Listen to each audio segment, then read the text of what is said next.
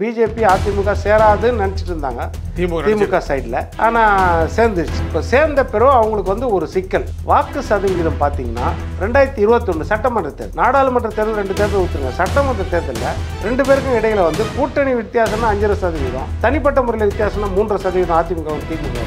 75 இடத்துல திமுக கூட்டணி தோத்துருக்கு. அப்போ அவங்களுக்கு அந்த ஒரு பயம் இருக்கும். நீங்கள் சரியாக கணக்கு போட்டிங்கன்னா 49 இடத்துல வந்து 5000 ஓட்டுக்கு கீழே, அதில் வந்து 15 இடத்துல வந்து 2000 ஓட்டுக்கு கீழே, மொத்தமே வந்து 2.25 லட்சம் ஓட்டில் தான் வந்து கிட்டத்தட்ட 50 இடங்களில் அதிமுக கூட்டணி இழந்திருக்கிறது. அண்ணா பல்கலைக்கழக மாணவி வழக்கில் சொல்கிறேன், ஆம்ஸ்ட்ராங் கொலை வழக்கில் சொல்கிறேன். அடுத்த நாளே கமிஷனர் வந்து சந்தீப் ராய் ரத்தோர் வந்து சொன்னாரா இல்லையா, இதில் வந்து வெளி மாவட்டத்துங்களை சேர்ந்தவங்களுக்கும் வெளி மாநில சேர்ந்தவங்களுக்கும் சம்மந்தம் இல்லாமல் இருக்கும் அப்படின்னு சொன்னாரா இல்லையா. கஸ்டடியில் எத்தனை தடவை டெத் ஆகிருக்குது கடந்த காலங்கள். ஒரு கல்பிரிட்டை, ஒரு குற்றவாளியை சேஸ் பண்ணி பிடிக்கும் போது என்கவுண்டர் நம்ம கேள்விப்பட்டிருக்கோம். கஸ்டடியல் டெத்து எத்தனை இருக்கும்? தொடர்ந்து கஸ்டடியல் டெத் எப்படி வருது? 50க்கும் மேற்பட்ட உலக நாடுகளில் 100 கோடிக்கும் அதிகமான ஆகாயம் தமிழ் பார்வையாளர்களுக்கு பேரன்பும் திருநன்றி. வணக்கம் ஆகாயம் நண்பர்களே. ஓபிஎஸ்ஐ பதவி நீக்கம் செய்ய வேண்டும் என்று கூறுவது யார்? எடப்பாடி சேர்த்துக் கொள்வாரா? திமுக ஆட்சி பற்றிய எடப்பாடி விமர்சனம் சரியா? இதை பற்றி பேசுவதற்காக பத்திரிகையாளர் திரு பொன் வில்சன் இங்கே வந்திருக்கிறார். வணக்கம் திரு பொன் வில்சன். வணக்கம். திரு ஓ பன்னீர்செல்வத்தை எம்எல்ஏ பதவியிலிருந்து நீக்க வேண்டும் அப்படின்னு மனு கொடுக்கப்பட்டிருக்கு சபாநாயகர்கிட்ட. யார் இதுக்கு காரணம்? இல்லை, இது தேனி மாவட்டத்தை சேர்ந்த ஒரு மிலானின்னு ஒரு நபர் கொடுத்துருக்காரு. அதாவது இப்போ வந்து இறுதி கட்டம், இன்னொரு மிஞ்சி போனால் ஒரு 7-8 மாதம் தான் பதவி. ஆனால் நடந்த தேர்தல் நடந்தது வந்து 2024 போன வருஷம் நடந்தது. கிட்டத்தட்ட தேர்தல் முடிஞ்ச ஒரு வருஷத்துக்கு மேலே ஆயிடுச்சு. இப்போ மனு கொடுத்துருக்காங்கன்னா ஏதாவது உள்நோக்கம் இருக்குமோன்ற ஒரு சந்தேகம் இயற்கையாக வரும் எல்லாருக்கும். யாருக்கு அது யாராக இருக்கும் அப்படின்றது நம்ம பார்க்கும்போது, ஒருவேளை அதிமுகவாக இருக்குமா, இல்லைன்னா அகில இந்திய கட்சியாக இருக்குமா, இல்லைன்னா மாநில கட்சி, மாநிலத்தில் ஆளுற திமுகவாக இருக்குமா அப்படின்றது ஒரு யதார்த்தமாக நம்ம யோசிக்கும் போது என்னன்னா, அதிமுகவுக்கு அந்த வாய்ப்பு தேவையில்லை. எடப்பாடி நினைச்சா அவர் தகுதி, எடப்பாடி நினைச்சா எப்பயோ தகுதி நீக்கம் வந்து பண்ணலாம், தகுதி நீக்கம் பண்ணியிருக்கலாம். அப்படி இல்லைன்னா இதே மாதிரி மனு போட்டிருக்கலாம் எத்தனையோ விஷயத்தில். அவர் அதெல்லாம் செய்யலை.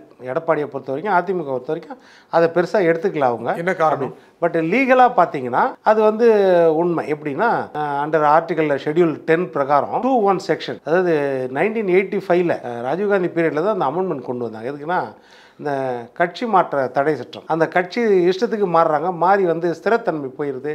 ரெக்கக்னைஸ்டு பார்ட்டிக்கு, மக்களால் தேர்ந்தெடுக்கப்பட்ட பார்ட்டிக்கு ஸ்திரத்தன்மை போயிடுதில்ல, அதை கட்டுப்படுத்தணுன்றதுக்காக கட்சி தாவல் தடை சட்டம் வந்து ஒரு அமெண்ட்மெண்ட் கொண்டு வந்தாங்க. அது வந்து ஷெட்யூலில் வந்து 2(1) என்ன வரும்னா, நீங்கள் வந்து கட்சி மாறினால், அப்படி இல்லை என்றால் உங்கள் கட்சி உத்தரவுக்கு மீறி நீங்கள் நடந்தீங்களா, இப்போ எம்எல்ஏவோ ஒரு சிம்பிளில் தேர்ந்தெடுக்கப்பட்டிருக்கீங்க, நீங்கள் போய் அந்த சிம்பிளுக்கு எதிராக ஒரு தேர்தலில், ஒரு நாடாளுமன்ற தேர்தலையோ சட்டமன்ற தேர்தலையோ நின்றீங்கன்னா நீங்கள் வந்து பதவி நீக்கம் செய்யப்படணும். அந்த பதவி நீக்கம் செய்கிற அதிகாரம் வந்து சபாநாயகர் கொடுத்துருக்காங்க. அந்த ஷெட்யூல்லே அதான் கொடுத்துருக்காங்க, அந்த சட்டப்பிரிவுலேயே. அப்போ அதை வச்சு ஒருத்தர் வந்து மனு புதுசாக இப்போ தாக்கல் பண்ணியிருக்காரு. இப்போ எனக்கு என்ன சந்தேகம் வருதுன்னா, கூட்டணி எல்லாம் சேர்ந்தாச்சு. இப்போ எதிர வந்து பிஜேபி அதிமுக சேராதுன்னு நினச்சிட்டு இருந்தாங்க திமுக சைடில். ஆனால் சேர்ந்துருச்சு. இப்போ சேர்ந்த பிறகு அவங்களுக்கு வந்து ஒரு சிக்கல். என்ன சிக்கல்? வாக்கு சதவிகிதம் பார்த்தீங்கன்னா 2021 சட்டமன்ற தேர்தல், நாடாளுமன்ற தேர்தல் 2 தேர்தல் ஊற்றுங்க. சட்டமன்ற தேர்தலில் 2 பேருக்கும் இடையில வந்து கூட்டணி வித்தியாசம்னா 5.5%, தனிப்பட்ட முறையில் வித்தியாசம்னா 3% அதிமுகவும் திமுகவும். 75 இடத்துல திமுக கூட்டணி தோற்றுருக்கிறது. அப்போ அவங்களுக்கு அந்த ஒரு பயம் இருக்கும். கிட்டத்தட்ட 49 இடம், நீங்கள் சரியாக கணக்கு போட்டிங்கன்னா 49 இடத்துல வந்து 5000 ஓட்டுக்கு கீழே, அதில் வந்து 15 இடத்துல வந்து 2000 ஓட்டுக்கு கீழே, மொத்தமே வந்து 2.25 லட்சம் ஓட்டில் தான் வந்து கிட்டத்தட்ட 50 இடங்களில் அதிமுக கூட்டணி இழந்திருக்கிறது. 2 பேருக்கு வித்தியாசம் 2,98,000 ஓட்டு அந்த 50 தொகுதிக்கு. அப்போ இந்த நுணுக்கங்கள் வந்து ஸ்டாலின் அவர்களுக்கு தெரியும். அப்போது எதிர்ப்பு ஓட்டுக்கள் எல்லாம் ஒன்று சேர விடாமல் பார்க்கணுன்ற ஒரு எண்ணம் இருக்கும். எல்லா கட்சிக்கும் இருக்குது, எல்லா கட்சிக்கும் அந்த மாதிரி இருக்கும், அது இருக்குது. அப்போ அந்த விதத்தில் திமுக இந்த முயற்சியை பண்ணுதோ எப்படின்னா, ஓபிஎஸ் வந்து இந்த கூட்டணியில் இருக்கக்கூடாது, ஒருவேளை விஜய் தனியா இருந்தா அந்த பக்கம் போய் நிக்கணும், இது என்ன தான் கணக்கு? கூட்டணிக்கு வரலனா கூட சரி, ஓட்டு பிரியும், என்ன கணக்கு? எதிர்ப்பு ஓட்டுகள் பிரியும். நீங்க முக்கியமா மக்களுக்கு புரியணும். ஓபிஎஸ்ஐ தகுதி நீக்கம் செய்ய நினைத்திருந்தால் எடப்பாடி எப்போவோ செய்திருப்பார். நீங்க சொன்னதுதான் அது சட்டப்படி சரியானது கூட. நீங்க தான் சொன்னீங்க. அது மட்டும் இல்லாம ஓபிஎஸ்ஐ பதவி நீக்கம் செய்ய வேண்டும் என்று இப்பொழுது ஒருவர் மனு கொடுத்திருப்பதுக்கு பின்னால் திமுக இருக்குமோன்னு ஏன் ட்விஸ்ட் பண்றீங்க? இல்ல இருக்க வாய்ப்பு இருக்குல்ல, யதார்த்தமா நம்ம அதான யோசிக்கிறது. ஏன் அப்படி எதுவுமே யோசிக்கிறீங்க? ஆதாரம் கிடையாது. திமுக என்ன லாபம் இதுல? அதுதான் திமுக லாபம் என்னன்னா, ஓட்டுகள் பிரிஞ்சிருந்தா 4 முனை போட்டி, 5 முனை போட்டி, 6 முனை போட்டியில ஸ்ட்ராங்கா இருந்தால் அவங்களுக்கு வாய்ப்பு அதிகம் இல்ல வெற்றி பெறுவதற்கு. ஏற்கனவே ஓபிஎஸ் தனியா தான் இருக்காரு, அதிமுக இல்ல, தனியா தேர்தலை சந்திச்சிட்டாரு. பிஜேபி கூட்டணியில என்ன சொல்லியாச்சுன்னா இந்த தடவை உருவாகும். ஓபிஎஸ் இருக்கு. அமித்ஷா தெளிவா என்ன சொன்னார்னா, உட்கட்சி விவகாரத்தில் நான் தலையிட மாட்டேன். அதாவது கட்சிக்குள்ள வெளியேற்றப்பட்டவர்கள் இல்லை வெளியேறியவர்களை இணைக்கிற வேலையை நாங்கள் பார்க்க மாட்டோம். ஒரு கட்சியில் அதிமுகவிலிருந்து வெளியேற்றப்பட்டவர்களோ இல்லை வெளியேறியவர்களோ இல்லை போராடி கொண்டு இருக்கிறவர்களோ அவர்களை இணைக்கிற வேலையோ பிரிக்கிற வேலையோ நாங்கள் பார்க்க மாட்டோம். அது அவங்க கட்சி வேலை. கூட்டணின்னு வரும்போது நாங்கள் பேசி எங்கள் கூட்டணியை ஸ்திரப்படுத்துவோம், ஓட்டுகள் பிரியாதபடி.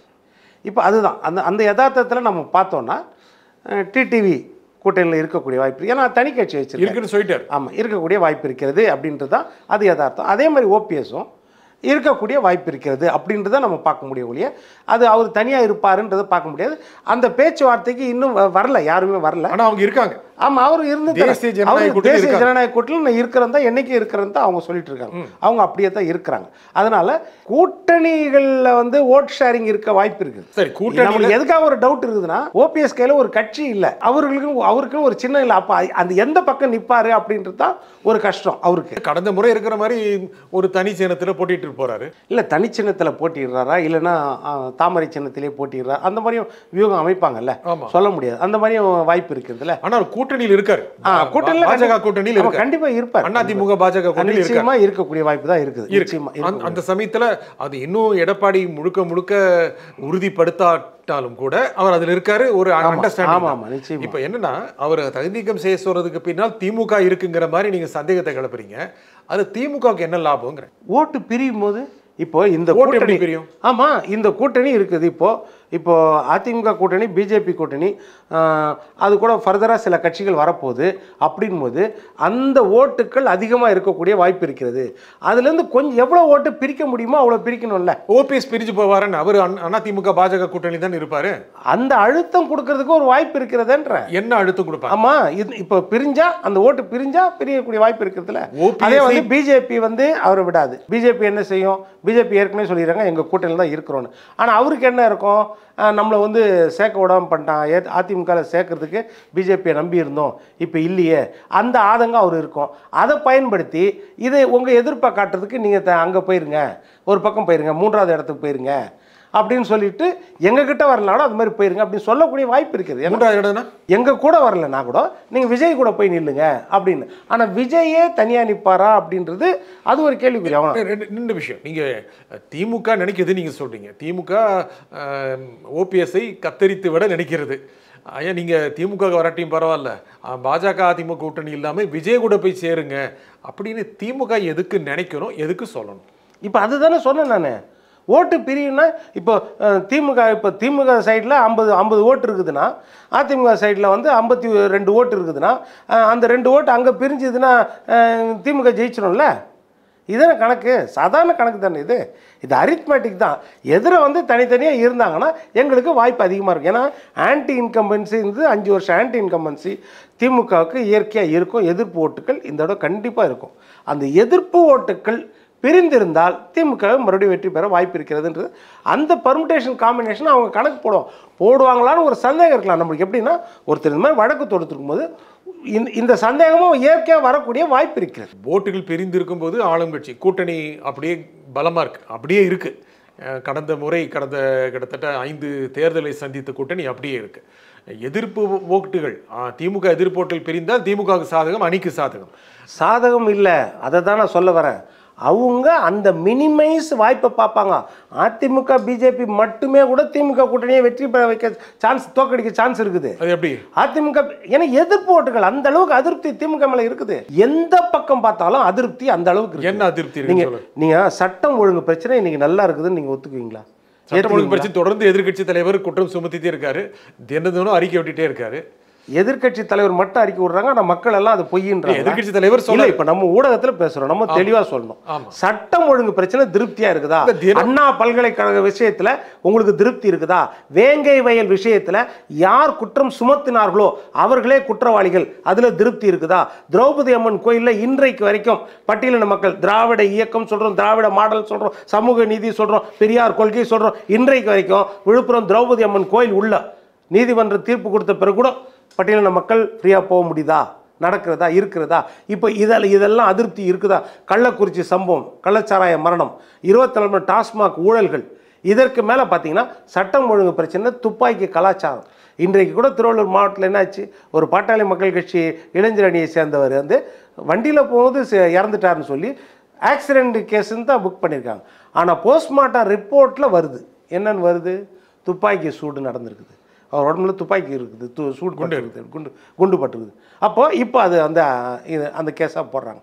அப்போ இது பார்த்தீங்கன்னா தொடர்ந்து அந்த மாதிரி இருக்குதா இல்லையா? எல்லா பக்கமும் சட்டம் ஒழுங்கு பிரச்சனை பெரிய கேள்விக்குறியாக தான் இருக்குது. எல்லா எதிர்க்கட்சி தலைவர் சொல்றாரு, நீங்க சொன்ன மாதிரி துப்பாக்கி கலாச்சாரம் வளர்ந்து விட்டது, காவல்துறையினருக்கு பாதுகாப்பு இல்லை, காவல் நிலையத்துக்கே பாதுகாப்பு இல்லை, இப்படின்லாம் சொல்றாரு.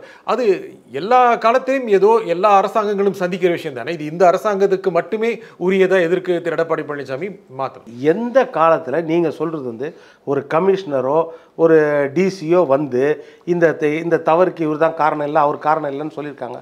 அடுத்த நாளே வந்து அந்த டிஃபென்ஸ் எப்படி நடக்குது?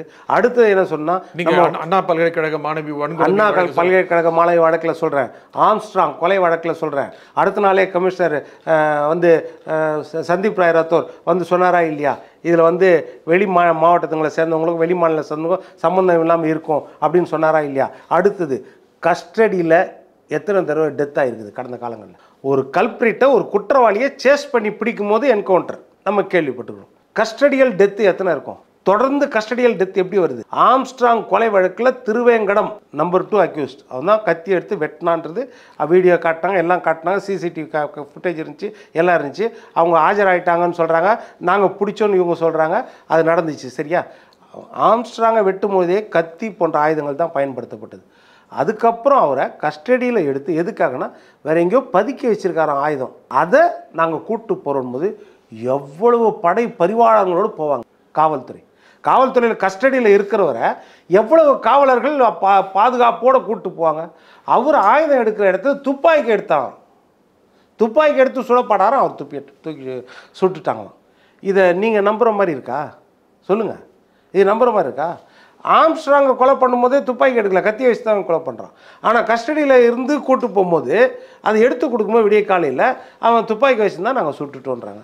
ஆந்திராவில் போய் சிசிங் ராஜாவை கைது பண்ணிட்டு வராங்க, கஸ்டடியில் இருக்கார், கைது பண்ணி வந்தாச்சு. அப்போல்லாம் அவர் எதிர்ப்பு தெரிவிக்கலாம், அப்போல்லாம் ஆயுதத்தை பயன்படுத்தலை. இங்கே வந்து எங்கேயோ ஈசிஆர் ரோட்டில் மறைந்திருந்த ஆயுதத்தை எடுத்து கொடுக்குறதுக்கு கூப்பிட்டு போனாங்களாம் ஜீப்பில், அப்போது ஆயுதத்தை துப்பாக்கி எடுத்தாராம், சுட்டாங்களாம். இது எப்படி ஒத்துக்குவீங்க?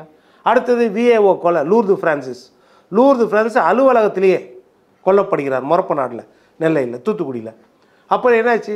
விஏஓங்க எல்லாம் கேட்டாங்களா இல்லையா, கிராம நிர்வாகி எங்களுக்கு துப்பாக்கி கொடுங்க, எங்களுக்கு உயிருக்கு பாதுகாப்பு இல்லைன்னு. இதை நம்ம பார்த்தோம். அதே மாதிரி வாணியம்பாடியில் வாஷிங் அக்ரம், போதை பக்கத்தில் போதை விற்கிறாங்க, இந்த மாதிரி கஞ்சா விற்கிறாங்கன்னு போட்டு கொடுத்ததால அவரை வெட்டி சாவடிக்கிறாங்க. அதே மாதிரி புதுக்கோட்டையில் ஜகபர் அலி, இதை என்ன சொல்லுவீங்க? நீங்கள் சட்டம் ஒழுங்கு எல்லா நேரத்துலையும் இருக்கும், இல்லைன்னு சொல்ல. ஆனால் ஜவஹர் அலி என்ன வீடியோ வெளியிடுறாரு? நான் 7000 டாரஸ் வண்டி இந்த மாதிரி இது கனிமோட கொள்ளை அதை பிடிச்சேன், அது சொன்னதுக்காக என்னை கொலை பண்ணோன்னு வந்து மிரட்டுறாங்க. நான் வட்டாட்சியர், கோட்டாட்சியர், அப்புறம் மாவட்ட ஆட்சியர், காவல்துறை, சிஎம் எல்லாத்துக்கும் கம்ப்ளைண்ட் கொடுத்துட்டேன், என்னை எப்படியும் கொலை பண்ணிவிடுவாங்கன்னு வீடியோ வெளியிடுறாரு. 4 நாளில் அவர் கொல்லப்படுகிறார் லாரி ஏற்றி. இது நடந்துச்சா இல்லையா? அதே மாதிரி தான் நெல்லையில். இல்லை, இது முழுக்க இதை ஒரு ஆட்சியோட தோல்வி அப்படின்னு எப்படி புகார் சொல்ல முடியும்? எப்படி மக்கள் இதை ஆட்சியோட தோல்வின்னு நினைப்பாங்க? ஆட்சிக்கும் இதுக்கும் சம்மந்தம் இல்லைன்னா ஆட்சியை நடத்த முடியாது. அப்போது நான் இத்தனை சான்றுகள் சொல்கிறேன் இல்லை. அப்போது இதற்கு மேலே நெல்லையில் ஜாகிர் ஹுசேன் காவல்துறை அதிகாரி, காவல்துறையில் இருந்தார்ல, அவர் துணை முதலமைச்சர், இப்போது ஸ்டாலின் துணை முதலமைச்சராக இருக்கும்போது அந்த எஸ்கார்ட்டில் இருந்தவர், ரிட்டையர்ட் ஆனவர். அவரும் என்ன சொல்கிறாரு? வக்பு சொத்துக்களை ஒருத்தன் ஆட்டையை போடுறான், அபகரிக்கிறான், அதை எதிர்த்து குரல் கொடுத்தார். அவரும் வீடியோ வெளியிடுறாரு, எங்களை மிரட்டிட்டாங்க, என்னை வந்து எப்படியும் சாவடிச்சிருவாங்க அப்படின்னு. 4 நாள் கழித்து அவரும் கொல்லப்படுறாரு. இன்ஃபர்மேஷன் கிடைச்சி அதுக்கு தடுப்பு நடவடிக்கை எடுக்கலன்னா என்ன அர்த்தம்? எங்கனாலும் கொலை நடந்துடும், நீங்கள் சொன்ன மாதிரி கொள்ளை நடந்துடும், வழிப்பறி நடந்துடும், எல்லா ஆட்சியிலும் நடக்கும், இல்லைன்னு சொல்ல. ஆனால் இன்ஃபர்மேஷன்லாம் கிடைச்சி காவல்துறை எப்படி அப்போது கையெறு நிலையில் இருக்கிறாங்க? அப்போ காவல்துறையின் கைகள் கட்டப்பட்டிருக்குதா, இல்லை காவல்துறையில் தகுந்த அவங்களுக்குரிய எக்யூப்மெண்ட்ஸ் கொடுக்கலையா, என்ன நடக்குது? அப்போ காவல்துறை நியமிக்கப்பட்டவங்க இல்லையே, எல்லாம் கடந்த ஆட்சியிலிருந்து வந்தாங்க தானே. புது எல்லாரும் கடந்த 10 ஆண்டு காலத்தில் 5 ஆண்டு காலத்தை நியமிக்கப்பட்டாங்க இல்லைன்னு ஏற்கனவே இருந்த காவல்துறை அதிகாரிகள் தானே. இருந்த காவல்துறை அதிகாரிகள் கடந்த ஆட்சியில் இந்த மாதிரி நடக்காமல் இந்த ஆட்சியில் எப்படி நடக்குது? இப்போ இதுதானே கேள்வி. இப்போ ஈசிஆர் ரோட்டில் பொம்பளைங்களை விரட்டின்னு போனாங்கல்ல வண்டியில், நம்மளாம் டிவியில் பார்த்தோம்ல, எல்லா ஊடகத்துலையும் பார்த்தோம். எப்படி காரை வெட்டின்னு போனாங்க, அந்த பொம்பளை பசங்க எப்படி அலர்னாங்கன்னு பார்த்தோம். கொடி என்ன கொடி இருந்துச்சுன்னு பார்த்தோம். அதற்கு பிறகு டிசி தானே வந்து பேட்டி கொடுக்குறாரு. டிசி என்ன பேட்டி கொடுக்குறாரு? அது கொடி இருக்கிறதால அவங்க திமுக கிடையாது. சரிதானே, அது கொடி இருந்தால் திமுக ஆயிடுவாங்களா? டிசிக்கு அதான் வேலை. சொல்லுங்க, நீங்க சொல்லுங்க. கொடி இருந்தால் திமுக. டிசி குற்றவாளியா இல்லைன்னு தான் சொல்லணும், கொடி யாருதே எல்லாம் சொல்லிடக்கூடாது. அடுத்தது நான் கேட்குறேன், இப்போ கொடி இருக்கிறதால குற்றவாளி இல்லைன்னா எல்லாருமே இப்போ வெட்டினதால அவங்க குற்றவாளின்னு ஆயிடுமா அப்படின்னு சொன்ன மாதிரி ஆயிடுமே. அது எப்படி ஆயிடுது? சரி, கொடி இருந்ததில்ல, கொடியை வச்சு கொண்டு டோல்கேட்டில் ஃப்ரீயாக போகணும்னு நினச்சானா அந்த கட்சி அவன் மேலே என்ன நடவடிக்கை? தன் கொடியை தவறாக பயன்படுத்தினான செக்ஷன் போட்டாங்களா? சொல்லுங்கள். கட்சிக்கு எவ்வளோ பெரிய கெட்ட பேர், ஸ்டாலினுக்கு எவ்வளோ பெரிய கெட்ட பேர். அது ஒரு கட்சியில் இருக்கிற கோடிக்கணக்கான தொண்டர்களுக்கு அந்த ஒரு கொடியால் எவ்வளோ கெட்ட பேர். அப்போ என்ன நடவடிக்கை எடுத்தாங்க? அதுக்கு செக்ஷன்ஸ் போட்டிருக்காங்களா? Criminal sections. இதெல்லாம் இந்த மாதிரி குற்றச்சாட்டுகள் ஆட்சிக்கு எதிரான மனநிலையை மக்கள்கிட்ட கொடுத்துருக்கு அப்படின்னு நீங்க எப்படி சொல்றீங்க? இது ஒரு பக்கம். எப்படி எடப்பாடி சொல்றாரு? இது அதுதான் சொல்றேன், ஆட்சிக்கு எதிரான மனநிலையை கொடுக்கறதால தானே அவர் மக்களின் குரலாக தானே பேசுறாரு. இதெல்லாம் ஆதாரம் இல்லாம ஏதாவது பேசினாருன்னா நீங்க சொல்லலாம். இப்போ நான் சொன்னேன், இது நேரம் இல்லைன்னா இன்னும் ஒரு 10-20 ஆதாரம் சொல்ல முடியும், என்னால் நிறைய சொல்ல முடியும். அதே மாதிரி கோவையில் அந்த கோயில் முன்னாடி குண்டு வெடிப்புக்கு என்ன சொன்னாங்க? கார் சிலிண்டர் வெடிப்பு. ரொம்ப முன்னால 2-3 வருஷம் முன்னால் நடந்தது. இல்ல அப்போ திமுக ஆட்சி தானே, ஸ்டாலின் ஆட்சி தானே இல்லையா? அதுதான் கேட்குறேன், ஸ்டாலின் ஆட்சி தானே. அதுல யார் பார்த்தது? டிஜிபி நம்ம சைலேந்திர பாபு என்ன கொடுத்தாரு சொல்லுங்க? எங்க விசாரணை சரியா போயிருக்குது, நீ எண்ணெயை எல்லாம் அவசியம் கிடையாது, சிலிண்டர் வெடிச்சிருக்குதுன்னாரு. எண்ணெயை பிறகு தானே சிலிண்டர் குண்டு வெடிப்புன்னு வந்துச்சு. கேஸ் சிலிண்டர் வெடிப்புன்னு தானே சொன்னாங்க. சிலிண்டர் குண்டு வெடிப்புன்னு எண்ணெயை பிறகு தானே வந்துச்சு. இப்போ அவர் ஏற்கனவே எண்ணெயை விசாரிச்சுக்கிறாங்க, ஆனால் அவர் மேலே எந்த வழக்கம் இல்லை அப்படின்னு தானே அவர் சொன்னார். வழக்கு பெங்களூர் வரைக்கும் போயிட்டு ஒரு மிகப்பெரிய ஒரு வட்டமில்லை இருக்குது. ஆமாம், எண்ணெயில் தான் எண்ணெயை பேசுகிறேன். அதான் நான் சொல்கிறேன், என்னன்னா இவங்க அப்ரோச் நீங்கள் சொல்கிற சட்டம் ஒழுங்குன்றது எல்லா பிரச்சனையும். ஆனால் இது மக்களை 2011 ஜெயலலிதா அம்மா வந்த உடனே சொன்ன முதல் வார்த்தை என்ன? என் ஆட்சியில் சட்டம் ஒழுங்கு சரியாக இருக்கும், ரவுடிகளும் குற்றவாளிகளும் பயந்து போய் ஆந்திராவுக்கு ஓடிடுறாங்க. அந்த பயத்தை உண்டு பண்ணும் குற்றவாளிகள் காவல்துறைக்கு. இல்லை, மக்கள் அதை பற்றி யோசிக்க. மக்களுக்கு தேவையானது கொடுக்கப்பட்டிருக்கு, அவங்களுக்கு இலவசங்கள் கொடுக்கப்பட்டிருக்குது, விலையெல்லாம் அம்சங்கள் எல்லாமே. இப்போ நீங்கள் சொன்னது கரெக்டு. இப்போ கிட்டத்தட்ட 6 லட்சத்துலேருந்து 10 லட்சம் இது அரசு ஊழியர்கள் அவங்களுக்கு பழைய பென்ஷன் கொடுக்கப்பட்டுருச்சு நீங்கள் சொல்கிறது. அப்போது அதே மாதிரி போக்குவரத்து தொழிலாளர்கள் அவங்களுக்கு நிலுவைத் தொகை கொடுத்தாச்சு, ஊதிய உயர்வு கொடுத்தாச்சு, பென்ஷன் தொகை கொடுத்தாச்சு. இதெல்லாம் இல்லை கொடுக்கலன்னு மக்களுக்கு புரியும். நீங்கள் சொல்கிறத நீங்கள் மக்கள் அது இப்போ இது பாருங்கள் எந்த அளவுக்கு இவங்க தேர்தல் வாக்குறுதிகளை கொடுத்தது நான் சொல்கிறேன். நெசவு தொழிலாளர்களுக்கு, நெசவு தொழில் நம்மளுக்கு விவசாயத்துக்கு அடுத்து நெசவு ரொம்ப முக்கியமானது. அந்த நெசவு தொழிலாளர்களுக்கு தனி வங்கி ஆரம்பித்து கொடுப்பேன்னு நாங்கள் இன்றைக்கு வரைக்கும் கொடுக்கல. அதேமாதிரி பருத்தி நூல் அரசு கொள்முதல் பண்ணி கூட்டுறவு சங்கங்கள் மூலமாக கொடுப்போம் நாங்கள், இன்றைக்கு வரைக்கும் கொடுக்கல. விவசாயிகளுக்கு சொல்லுங்கள் சார், விவசாயிகளுக்கு என்ன சார் சொன்னாங்க இவங்க? 33வது வாக்குறுதியிலே நாங்கள் நாங்கள் விவசாய கடன் ரத்து பண்ணுவோம், அப்புறம் கரும்புக்கும் நெல்லுக்கும் ஆரம்ப விலையை கொடுப்போம், தோட்டக்கலை பயிர்களுக்கு அதாவது நம்ம சாப்பிட்ற அன்றாட காய்கறிகள் அதற்கு அத்தியாவசிய விலையை கட்டிட தொழிலாளர்கள் சிமெண்ட்லேருந்து மணல்லேருந்து கல்லுலேருந்து ஜல்லியிலேருந்து கம்பியிலேருந்து எல்லாவற்றையும் அத்தியாவசிய பொருட்கள் பட்டியலில் சேர்த்து விலையை கட்டுப்படுத்துவோம் நாங்கள் இன்றைக்கி வரைக்கும் இல்லையே. மாணவர்களுக்கு கல்வி கடன் என்னாச்சு? சார், நம்ம இப்போ அரசியல் நீங்கள் குறிப்பான இந்த அரசாங்கம் எதை செய்தது எது செய்யவில்லை அப்படின்னு சொன்னீங்க. இப்போ இருக்கிற அடுத்த தேர்தலை பொறுத்த வரைக்கும் திமுக இப்போ ஒரு கூட்டணியாக பலமான கூட்டணியை தொடர்ந்து ஒரு 5 ஆண்டுகள் மேலே கிட்டத்தட்ட 2019 தொடர்ந்து நீடிச்சிட்ருக்கு, 7-8 ஆண்டுகளாக இருக்குது. இதை பாஜக அதிமுக கூட்டணி வெல்ல முடியுமா? வேறு யாராவது வருவாங்களா? நீங்கள் ஓபிஎஸ்ஐ கட் பண்ணி விஜய்க்கு அனுப்ப நினைக்கிறாங்க அப்படின்னு சொல்கிறீங்க. விஜய் தனியாக சேர்ந்து மற்றவங்களோட சேர்ந்து போட்டிடுறாரு, இல்லை ஆள்லாம் திமுக பாஜக அணி போட்டிடுது அப்படின்னா அது திமுக அணிக்கு லாபம் தானே? இல்லை அதுதான் இப்போ நம்ம வந்து ஒரு யூகத்தில் சொல்கிறோம். விஜய் கூட்டணியும் அவங்களுக்கு விஜய் கூட 4 பேர் சேர்ந்தாங்கன்னா ஓட்டு பிரியுன்ற எண்ணம் அவங்களுக்கு இருக்கும். அதுதான். அதனால் திமுக கூட்டணி இப்போ திமுக கூட்டணி ஸ்ட்ராங்காக இருக்குதான்னு நம்ம சொல்ல முடியாது. ஏன் ஸ்ட்ராங்காக இல்லைங்கிறீங்க? ஏன்னா தேர்தல் வரைக்கும் சொல்ல முடியாது. இப்போ நீங்கள் யார் நம்ம அமைச்சர் முருகன் என்ன சொல்லிக்கிறார், எல் முருகன் அந்த கூட்டணியில் இருக்கிற ஒரு கட்சிக்கிட்ட நாங்கள் பேசின்னு தான் இருக்கோன்றாரு. ஆனால் இங்கே வந்து துரை வைக்கோ இல்லை நாங்கள் இங்கே தான் இருக்கிறோன்னு சொல்கிறாரு. பட் நம்மளுக்கு வந்து கூட்டணி பிரிதான்றதுக்கு ஆதாரம் கிடையாது. ஆனால் கூட்டணிக்குள்ள சலசலப்பும் மன வருத்தமும் இருக்குதுன்றதுக்கு ஆதாரம் இருக்குதா இல்லையா? சலசலப்பு இருக்குல்ல. எப்போ இருக்குது? அது எப்போ இருக்குது? ஆட்சியில் பங்கு வேணும் அப்படின்னு தொடர்ந்து எப்போ? 2024 தேர்தலுக்கு பிறகு. அதை தான் சொல்ல வரேன்.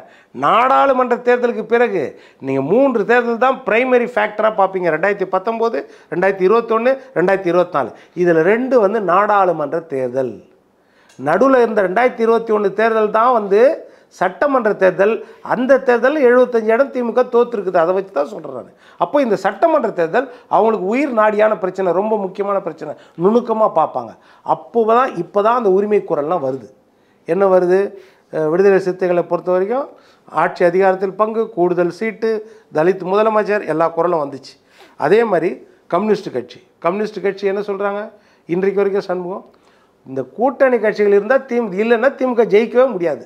எல்லா கட்சிக்கும் பொருந்தும் தானே? எல்லா கட்சிக்கும் பொருந்துற வார்த்தையை அவர் ஏன் திமுக சொல்றாரு? ஏன் அதை சொல்றாரு? அது சொல்லக்கூடாது. அது எப்படி சொல்லுது? அவரே ஓப்பனா சொல்றாருல, திமுக கூட்டணி உரிமை சொல்ல அவர் கூட்டணி கட்சிகள் இல்லை அப்படின்னா திமுக இது திமுக ஏத்துக்குமா? கூட்டணி கட்சிகள் இல்லைன்னா நாங்கள் ஜெயிக்க மாட்டோம்னு ஏத்துக்குமா? ஏத்துக்க. இது ஒரு குரல். நிலவரம் விட்டு கொடுக்கணும், தொகுதிகள் அதிகமாக கொடுக்கணும். இது வரைக்கும் எங்களுடைய வரலாறுலேயே இவ்வளவு குறைந்த தொகுதிக்கு 2021 காம்ப்ரமைஸ் பண்ணி நாங்கள் நின்ற வரலாறே கிடையாது அப்படின்னு சொல்றாரு. ஜெயிக்கணும்ல. முக்கியமா நீங்க நம்ம அதிமுக பத்தி பேசுனால ஓபிஎஸ் அணியில் இருக்கணும் அப்படின்னு எடப்பாடி நினைப்பாரு. எல்லாருமே அதுதான் நினைப்பாங்க. எப்படின்னா அந்த கூட்டணியில் வந்து எவ்வளவு பேர் அக்குமுலேட் ஆக்க முடியும் அவ்வளவு பேர் அக்குமுலேட். ஈவன் விஜயை கூட விரும்புவாங்க. விஜய் ஏதோ ஒரு கணக்கில் வந்து வரக்கூடிய வாய்ப்பு இருந்தால் அதையும் விரும்புவாங்க. ஓட்டுக்கள் சிதறக்கூடாது அப்படின்றது தான். வருவார் விஜய் வருவார். நீங்கள் நிகழ்ச்சியோட தொடக்கத்தில் கூட ஒரு சின்ன இண்டிகேஷன் கொடுத்தீங்க. விஜய் தனியாக தான் போவாரா அப்படின்னு சந்தேகத்தை கிளப்பினீங்க. அப்படி வாய்ப்பு இருக்கா? இல்லை, விஜயோட வியூகம் வந்து இப்போ வந்து தனியாக போகிறது. அவர் தனியாக இருக்கணும், முதலமைச்சர் வேட்பாளராக நாங்கள் நிற்கணும், அவங்க தொண்டர்கிட்டலாம் அதுதான் சொல்லிட்டு இருக்காங்க. இன்னைக்கு வரைக்கும் அதுதான் அவங்க நினச்சிட்டு இருக்காங்க. பட்டு தேர்தல் கணக்குன்றது வேறு, எலெக்ஷன் கணக்குன்றது வேறு. கட்சியை வளர்க்குறதுக்கு கட்சியோட சிந்தனை வேறு, சித்தாந்தங்கள் வேறு. தன்னுடைய தலைவர் முதலமைச்சர் ஆகணும்னு தான் எல்லாருமே நினைப்பாங்க. தன்னுடைய கட்சி ஆட்சி பீடத்தில் அமரணும்னு தான் நினைப்பாங்க. ஆனால் தேர்தல் நேரத்தில் ஒரு வியூகம் அமைப்பாங்க. இந்த நேரத்துக்கு இந்த வெற்றியை நம்ம வந்து சம்மதிக்கலாம், அடுத்த வெற்றியை அடுத்த கட்டத்துக்கு பார்க்கலாம் அப்படின்ற எண்ணத்தில் ஒரு சாணக்கியத்தனத்தோடு வரக்கூடிய வாய்ப்பு இருக்கிறது. அந்த வாய்ப்பு இருக்கிறது. ஏனென்றால் அவர் வந்து ஒரு ரீசனபிளாக வந்து ஓட்டு வங்கியை வச்சிருக்கக்கூடிய வாய்ப்பு இருக்கிறது. இப்போ இந்த 6 மாதத்தில் அவர் ஃபீல்டில் இறங்கும்போது அந்த வாய்ப்பு இருக்குது.